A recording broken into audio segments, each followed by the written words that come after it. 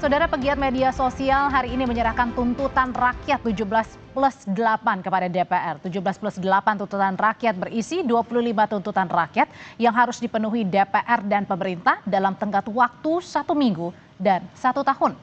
Beberapa pegiat media sosial yang menyerahkan 17+8 tuntutan rakyat ini diantaranya adalah Abigail Limuria, Andovida Lopez, Jerome Pauline, dan Andita Utami. Penyerahan tuntutan rakyat 17+8 diterima Wakil Ketua Komisi 6 DPR dari fraksi Gerindra Andre Rosiade dan anggota Komisi 6 dari fraksi PDI Perjuangan Rieke Diah Pitaloka. Sebelumnya, tuntutan rakyat 17+8 ini viral di media sosial. Tuntutan memuat hal-hal yang harus dilakukan DPR, pemerintah, polisi, dan TNI serta lembaga lainnya yang merupakan rangkuman tuntutan yang disuarakan dalam unjuk rasa di berbagai daerah pada pekan lalu.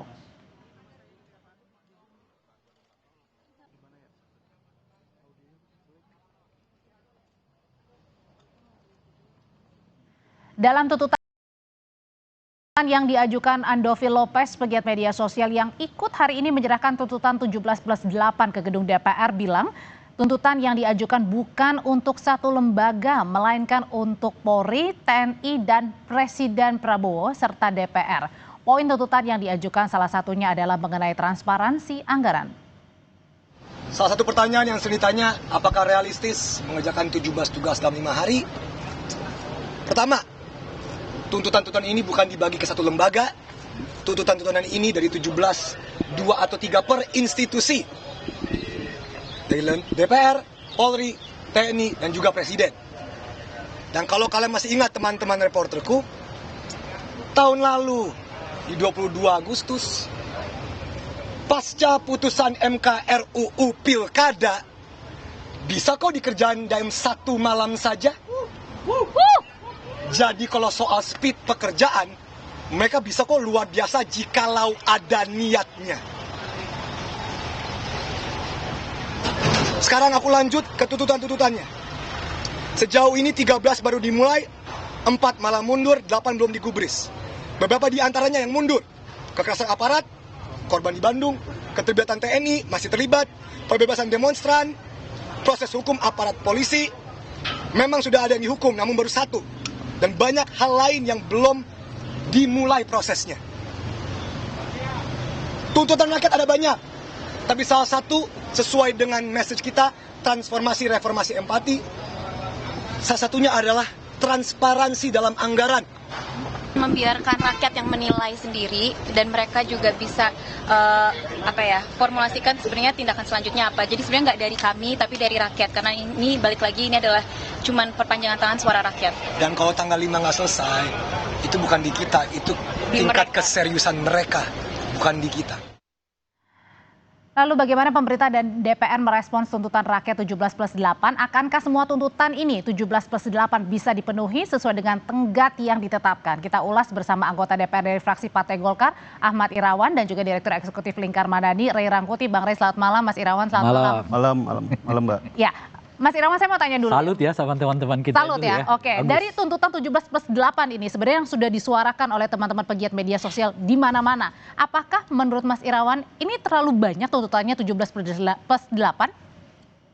Saya kira tidak juga sebenarnya apa yang disampaikan oleh teman-teman tadi tersebut sebenarnya telah jelas, seperti misalnya disampaikan oleh Presiden terkait dengan dialog-dialog yang dilakukannya, kemudian berbagai pertemuannya dengan ketua umum partai politik, semuanya clear agar kemudian pemerintah, TNI, Polri, DPR untuk mendengar apa yang menjadi aspirasi publik gitu. Dan saya kira dari semua tuntutan ini banyak hal telah ditindaklanjuti oleh DPR, misalnya tunjangan dan lain sebagainya telah dilakukan pemotongan. Oke, tapi jadi semua udah jelas. Tadi kata pegiat sosial, teman-teman di sana juga mengatakan bahwa tidak hanya sekedar tunjangan aja, tetapi hal-hal lainnya juga dilakukan dong progresnya. Ya, gitu, Mas pimpinan DPR kan telah menyampaikan, dan sebenarnya tuntutan 17+8 tadi ini itu akan tuntutan mayoritas publik dan telah direspon juga oleh pimpinan DPR bahwa DPR akan melakukan reformasi yang dipimpin langsung oleh Ibu Puan, dan itu semua saya kira telah ditindaklanjuti. Memang ada beberapa hal yang memang harus harus mengikuti peraturan perundang-undangan yang ada, seperti tadi itu termasuk RUU perampasan aset dan lain-lain sebagainya. Itu harus dilakukan ada proses yang harus kita lewati. Oke, ada proses yang harus dilewati, Bang Ray, tapi ketika teman-teman di media sosial pegiat ini tidak hanya bersuara di media sosial, tetapi juga sampai berkirim surat ke DPR siang hari ini, apa yang ditangkapnya? Pertama ya, saya mengucapkan apresiasi kepada kawan-kawan. Masih muda-muda ya, tapi idealismenya bagus gitu. Lalu mereka juga secara konstruktif menyusun rangkaian ide yang menurut mereka bukan ide mereka, ide yang mereka serap dari yang berkembang setidaknya dalam sebulan ini kan. Bahwa inilah ide-ide yang berserakan di tengah masyarakat, lalu mereka kompilasi menjadi 17+8 itu gitu ya. Nah, yang menarik bagi saya adalah kalau kita baca tuntutan 17+8 itu, plus 8 itu bobotnya justru di eksekutif tuh. Jadi kalau kita buat persentase, 30%-nya ke DPR, 10% ke partai politik, 40 ya, 60%-nya justru eksekutif tuh. Oke, jadi artinya jadi selain ke DPR, bagusnya mereka meminta bertemu juga dengan presiden gitu loh. Karena tuntutan mereka ini justru menurut saya bobotnya itu lebih banyak di presiden. Kita belejetin satu-satu ya, supaya kelihatan mana yang kan mereka bilang tadi ini bukan satu institusi saja kan. Jadi eksekutif kena, legislatif termasuk kena. TNI dan juga Polri. Nah itu dia. Makanya nih sekarang misalnya TNI Polri jelas wilayah presiden kan. Kemudian ekonomi jelas wilayah presiden kan. Lalu investigasi independen jelas di bawah presiden gitu ya. Nah terus apalagi nih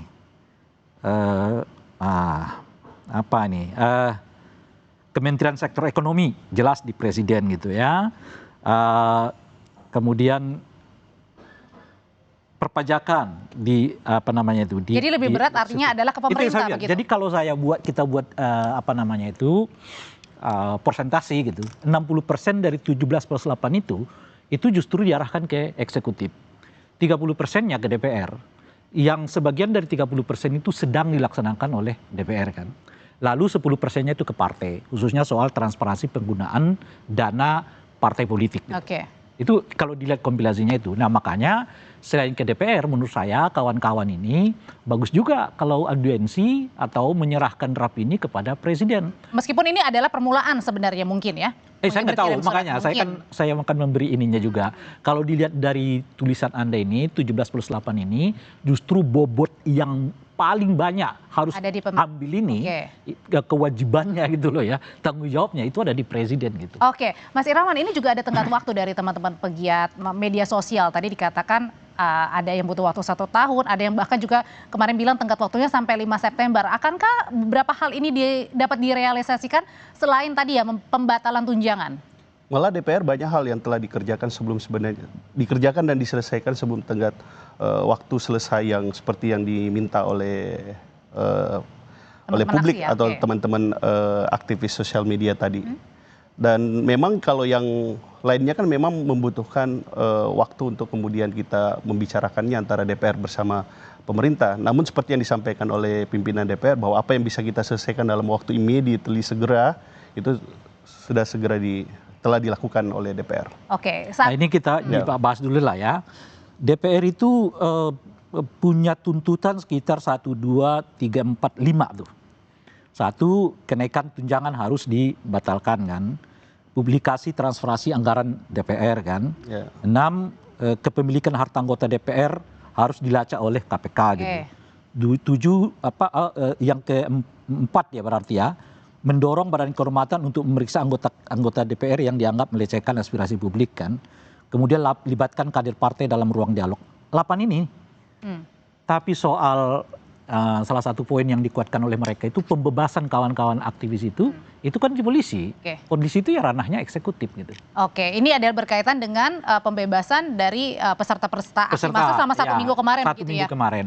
Tapi tentu tidak meninggalkan DPR. DPR bisa saja ya kan berkirim surat kepada Kapolri, karena pengawasan kan ada di DPR kan, meminta Kapolri untuk betul-betul hati-hati ya kan, objektif gitu ya, untuk menangani kasus yang dianggap ya ada unsur pidananya di dalam aksi-aksi yang kemarin. Oke, balik lagi Mas Irawan kalau gitu. Selain dari tuntutan tunjangan yang sudah dibatalkan, sebenarnya teman-teman juga ingin bertanya mana sih yang sudah dikerjakan, mana yang tuntutan 17+8 ini yang sudah selesai, tidak hanya akan mengevaluasi saja. Ya sebenarnya itu sudah tidak masuk evaluasi, tapi sudah dilaksanakan seperti tadi yang disampaikan Bang Rey. Termasuk juga yang sedang on progress seperti yang disampaikan oleh pimpinan DPR adalah bagaimana mengawasi proses penyelidikan yang ada di kepolisian, kaitannya mana yang memang benar-benar melakukan aksi demonstrasi murni dalam menyampaikan tuntutan publiknya, mana kemudian yang sedang diselidiki oleh polisi karena melakukan misalnya kekerasan, penjarahan dan lain sebagainya, termasuk proses yang transparan dan adil terhadap yang diduga melakukan Makanya hari ini dilakukan rapat bersama rapat Komisi 3 bersama dengan Polri, TNI. Oh kalau itu saya nggak tahu, di luar komisi saya. Tetapi sepengetahuan saya bahwa pimpinan DPR hari ini bersama fraksi-fraksi membicarakan komitmen reformasi DPR yang akan dilakukan oleh DPR. Ada yang paling penting tuh soal RUU perampasan aset kan. Nah itu memang wilayah domainnya DPR, tapi bobotnya kan tetap ada unsur eksekutif di dalamnya kan. Nah ini menurut saya bagusnya secepatnya diumumkan oleh DPR kapan mau dibahas. Kebetulan pada saat-saat ini kan mereka lagi masuk masa sidang 1 ya. Nah di masa sidang pertama itu umumnya belanja masalah. Kalau belanja masalah ya salah satunya adalah RUU perampasan aset ini. Tinggal nanti ditetapkan akan dibahas kapan ya kan, bisa diselesaikan kapan. Dalam hitungan saya April 2026 undang-undang perampasan aset udah bisa ditetapkan. Harusnya sudah bisa. Iya, kalau gitu pembahasan saya. Tapi saya juga menolak kalau pembahasan khususnya ya RUU perampasan aset itu dilakukan dengan sekejap mata. Tetap harus ada dalam konteks koridor pembahasan yang sehat. Oleh karena itu saya berharap nggak diambil alih oleh Balik. Sebab kalau diambil alih oleh Balik bisa cepat tuh. Kadang-kadang melupakan aspirasi publik gitu. Seperti yang terjadi di undang-undang TNI kan gitu loh. Revisi undang-undang apalagi tuh. Umumnya diselesaikan di Balik karena cepat sekali prosesnya. Termasuk yang disebutkan oleh kawan-kawan tadi tuh. Bagaimana DPR kok tiba-tiba mau memparipurnakan putusan Mahkamah Konstitusi yang notabene tanda kutip ya mengingatkan bahwa putusan MA itu nggak berlaku di pilkada tentang batas usia maksimal itu yang tahun lalu ya. Yang tahun lalu. Kan semalam karena melalui proses Balik gitu. Nah kita berharap nggak melalui proses Balik. Dia tetap harus dibahas sesuai dengan yang semestinya, di mana partisipasi publik masuk sebanyak-banyaknya. Inilah yang diinginkan partisipasi publik Mas Irawan. Dan tadi juga dari teman-teman ini meminta agar setiap progresnya ini disampaikan ke publik. Transparansinya disampaikan ke publik, dilibatkan juga publiknya. Ya saya kira kan beberapa hari terakhir DPR sangat terbuka dalam setiap proses dialognya bersama publik, dan saya kira itu satu tontonan yang bagus dan komitmen yang telah disampaikan saya kira telah jelas bahwa apa yang menjadi tuntutan publik akan ditindaklanjuti segera gitu. Dan itu saya kira sudah jelas, termasuk bahkan saya termasuk mengapresiasi apa yang dilakukan oleh Bapak Presiden Prabowo dalam rangka menyelesaikan berbagai masalah dan tuntutan publik ini. Tapi kalau dari Bang Rey melihat sendiri bagaimana caranya juga, tadi kan teman-teman diapresiasi juga sama Bang Rey bahwa ketika mengirimkan surat resmi begitu diterima oleh anggota DPR juga kan siang hari ini. Tapi bagaimana juga melihatnya bahwa ini adalah aksi yang mereka ingin suarakan, ini kumpulan dari 17+8 ini adalah aksi-aksi atau catatan-catatan dari masyarakat, tetapi juga bagaimana dengan para peserta juga yang kemudian masih belum dibebaskan, yang mereka juga sebenarnya bersuara. Ini bagaimana cara bisa membedakan? Maksudnya membedakan apanya? Iya, maksudnya aspirasi yang disuarakan benar-benar memang mereka menyuarakan aspirasi begitu. Yang kawan-kawan yang influencer ini? Iya, yang influencer dengan yang berada di dalam begitu, yang saat ini belum dilepaskan begitu. Itu sebetulnya mudah kalau kita bisa mengakses pasal-pasal yang diberlakukan dan dugaan-dugaan tindak pidananya gitu. Nah, cuma saya berdasarkan bacaan yang saya terima di media ya. Misalnya kasus saudara Alfredo itu. Dia kan dituduh melakukan penghasutan oleh Del Pedro ya, Bang? Del Pedro. Yang Lokataru ya. Dituduh melakukan penghasutan. Saya baca tuh. Beliau ini kan ahli hukum ya. Saya baca itu. Ternyata hanya soal pernyataan dia harus berani. Gitu ya kan. Lawan gitu. Ya di mana-mana demonstrasi macam-macam ya kalimat itu pasti keluar. Nah ini bagaimana caranya membedakan bahwa ini menyampaikan maksud saya kalau kita berbicara, kalau kita baca nih dalil-dalil yang disebutkan oleh kepolisian itu terhadap orang-orang yang dituduhkan ini sekarang, ada kesan memang dibuat pasal-pasalnya gitu loh. Nah tentu tugas DPR salah satunya mengawasi, ada Kompolnas salah satunya mengawasi. Jangan lupa ada presiden juga yang bisa segera mengawasi.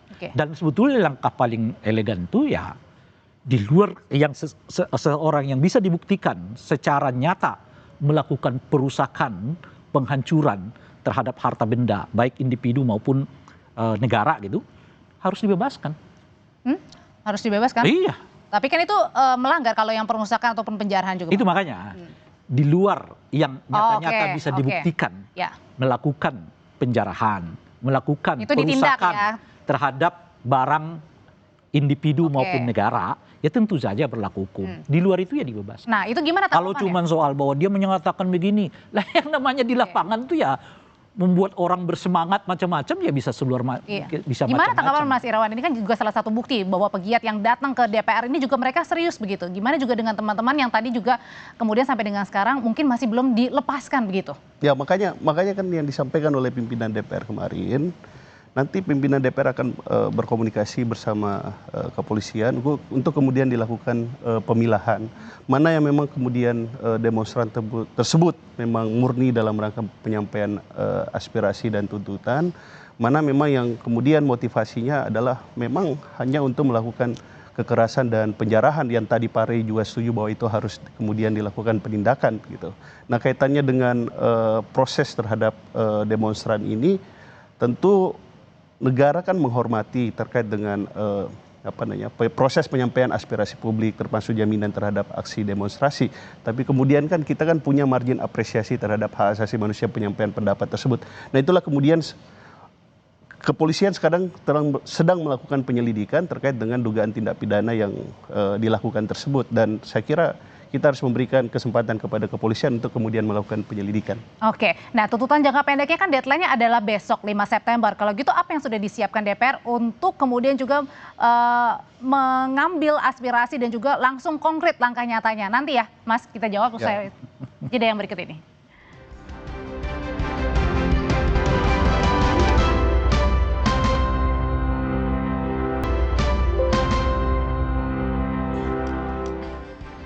Bang Rey, jadi kalau menurut Anda sendiri dari tuntutan 17+8 yang tenggat waktunya adalah besok 5 September, yang mana yang sudah kira-kira dikerjakan? Kalau tadi Mas Irawan bilang kan sudah nih dikerjakan.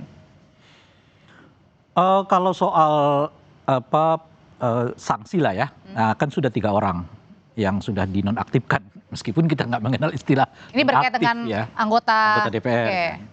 Kemudian kalau soal tunjangan, ya kita harus lihat nanti di APBN 2026. Ini kan sekarang lagi pembahasan nih. Biasanya November akan ditetapkan untuk APBN 2026. Apakah tunjangan-tunjangan itu dihapuskan atau tidak? Gitu. Nah kalau soal RUU perampasan aset, nah makanya saya mau mengatakan itu dibahasnya bisa nanti Januari. Karena memang masa sidang kedua kan pembahasan gitu. Tapi sekarang mereka bisa tetapkan jadwal tuh. Bahwa RUU perampasan aset masuk dalam prolegnas tahun 2026. Berarti akan dibahas Januari 2026 sampai April kan. Sehingga nanti bisa ditagih oleh rakyat. Setidaknya besok itu udah ada pengumuman tuh yang berkaitan dengan itu. Perampasan aset gitu ya, kapan akan dibahas itu. Tapi saya kira juga ya, karena lagi-lagi ya, saya mengatakan 60% tuntutan ini sebetulnya lebih banyak ke eksekutif dibandingkan ke legislatif gitu. Ada baiknya juga, DPR menginisiasi untuk melakukan pembahasan revisi undang-undang kepolisian menuju ke arah reformasi institusi polisi. Kan itu yang berulang-ulang kan disebut dalam tuntutan mereka kan. Nah karena saya tidak melihat presiden itu punya kemauan di situ gitu. 2 kali presiden pidato tentang yang terjadi sejak 25 sampai tanggal 30 Agustus lah ya. 2 kali pidato itu nggak menyinggung sama sekali soal reformasi institusi polisi. Padahal 25 isunya DPR, 27, 28 isunya adalah reformasi institusi polisi. Dan 27, 28 itu kan orangnya sudah ke Polda Metro Jaya kan. Itulah Rasanya, makanya akhirnya juga memuat 17+8 itu akhirnya dirangkum dan kemudian digaungkan lagi begitu ya. Itu makanya gini loh, kalau kita baca nih pasca peristiwa penabrakan terhadap Afan itu, kan banyak sekali rilis publik kan dari berbagai tokoh ya, dari berbagai organisasi macam-macam tuh, yang poinnya poin samanya itu satu tuh, yaitu reformasi institusi polisi yang dimulai dengan mengganti Kapolri dan Kapolda Jaya gitu loh. Kapolda Metro, Kapolda Metro Jaya. Nah itu sampai sekarang menurut saya nggak disinggung-singgung, nggak sentuh itu oleh Presiden. Itu makanya ditanya juga sama Makanya kalau menurut saya begini, kalau sampai tanggal 5 itu yang berhubungan dengan wilayah eksekutif nggak disentuh, ya mereka berkirim surat lah baiknya kepada Presiden. Oke, tapi kalau dari sejauh ini yang dilihat kemarin pimpinan DPR sudah menerima perwakilan mahasiswa juga sudah bersuara di dalam gedung DPR. Hari ini pegiat media sosial juga diterima. Ini sebenarnya jawaban-jawaban DPR sekarang memuaskan publik atau masih belum? Enggak, kita itu sudah pada level nggak percaya pada kata-kata. Gitu. Karena kata-kata itu sekarang... Tapi kan tunjangan sudah dibatalkan. Makanya menurut saya konkret aja nih. Kami akan bahas RUU perampasan aset tanggal berapa. Masa sidang berapa, tahun berapa. Kan bisa ditetapkan tuh. Mintanya katanya tanggal konkretnya langsung. Iya makanya. Misal satu. Yang kedua soal penarikan tunjangan. Nanti coba diperlihatkan aja. Kita akan koreksi nih poin-poin ini yang masuk bagian dari tunjangan-tunjangan anggota. Oke, berarti artinya mau detail sampai ke akar-akarnya, ke konkretnya, bukan hanya detail tapi konkret juga langsung. Saya mengatakan begini, progresnya Mas Irawan. Sekarang itu penjelasan macam-macam tuh dalam bentuk tindakan, bukan lagi dalam bentuk lisan. Oke, kita tanyain ke Mas Irawan. Sebenarnya nggak hanya penjelasan, tindakan udah. Kami telah menerima surat terkait dengan penghentian berbagai tunjangan yang menjadi tuntutan publik itu kaitannya dengan tunjangan perumahan. Terus juga kami telah mendapatkan arahan tidak ada kunjungan ke luar negeri sebagaimana yang diminta oleh Presiden, oleh publik, semuanya telah ditindaklanjuti oleh DPR. Jadi apa yang secara internal bisa diselesaikan dan ditindaklanjuti oleh DPR itu telah ditindaklanjuti oleh DPR, kecuali kemudian yang sifatnya yang kita harus Bung Herawan, bagusnya itu mestinya surat-surat itu Anda bawa. Ini momennya Anda perlihatkan. Ini surat pimpinan DPR yang meminta kami tidak melakukan itu. Nah itu katanya yang diminta katanya bagusnya, transparansi juga katanya Mas, gimana? Iya. Nanti saya perlihatkan. Tapi intinya bahwa itu telah dilakukan dan dilaksanakan. Nah, dan kami telah diinformasikan. Oke, berikutnya juga tadi dalam tuntutan 17+8 juga mereka meminta agar membebaskan seluruh demonstran yang ditahan tanpa kriminalisasi dan mengadili aparat pelaku kekerasan secara transparan. Ya itulah yang saya sampaikan tadi, bahwa lebih baik kita memberikan kesempatan kepada kepolisian untuk kemudian melakukan penyelidikan, untuk kemudian bisa melakukan suatu tindakan pemisahan, mana yang kemudian benar-benar demonstran itu murni menyampaikan tuntutannya, mana kemudian demonstran yang memang maksudnya hanya untuk melakukan penjarahan dan kekerasan. Itulah yang sedang dikawal oleh DPR agar prosesnya bisa berlangsung secara transparan dan adil sebagaimana disampaikan oleh pimpinan DPR. Oke, artinya dalam proses itu bisa saja dong 5 September ini kemudian kan artinya butuh proses juga. Gimana caranya juga meminta publik atau publik juga bersedia untuk menunggu, Bang Rey? Maksudnya gini, yang perlu kita ingatkan ya sebetulnya gitu. Ini ada dua tuh, sikap protes dengan aksi protes. Aksi protes ini bisa menurun. Mungkin orang nggak ke jalanan. Ya, itu aksi namanya. Tapi sikap protes itu tetap terpelihara. Nah yang lupa elit-elit politik kita ini adalah melihat di lapangan tuh nggak ada aksi protesnya.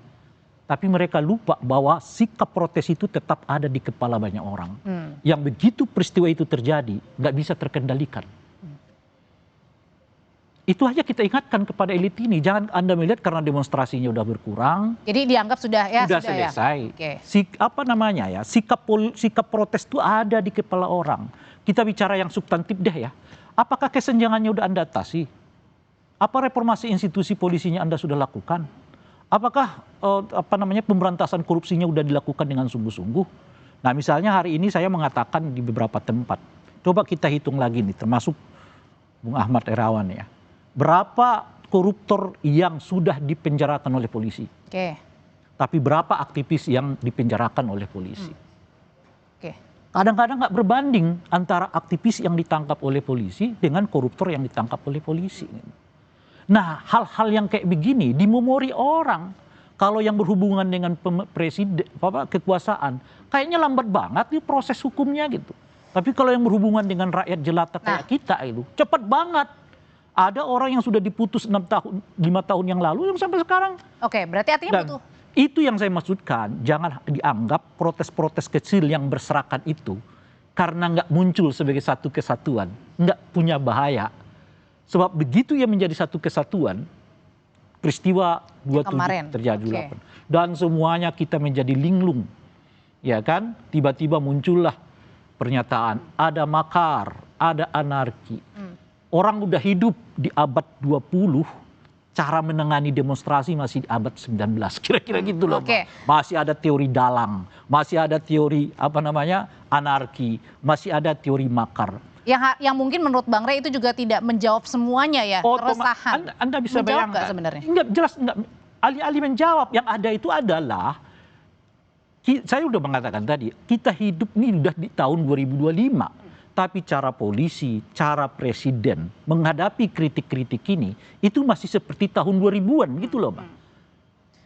Selalu dimunculkan teori makar, selalu yang ditonjolkan mereka menangkap aktivis-aktivis. Apakah hal ini juga menjadi catatan sendiri bagi DPR, Mas Irawan, bahwa apa yang dikerjakan dahulu-dahulu untuk menanganin para aksi pengunjuk rasa atau demonstran ini ternyata berbeda, karena kan kaumnya sendiri berbeda sekarang ini, anak-anak muda yang bersuara di media sosial dan akhirnya pada minggu lalu klimaksnya begitu. Ya, makanya sebenarnya tidak ada bahwa ini hanya sekedar jadi catatan. Ini sudah menjadi sikap dan pikiran DPR untuk kemudian melakukan reformasi seperti apa yang disampaikan oleh publik dalam berbagai aksi demonstrasinya.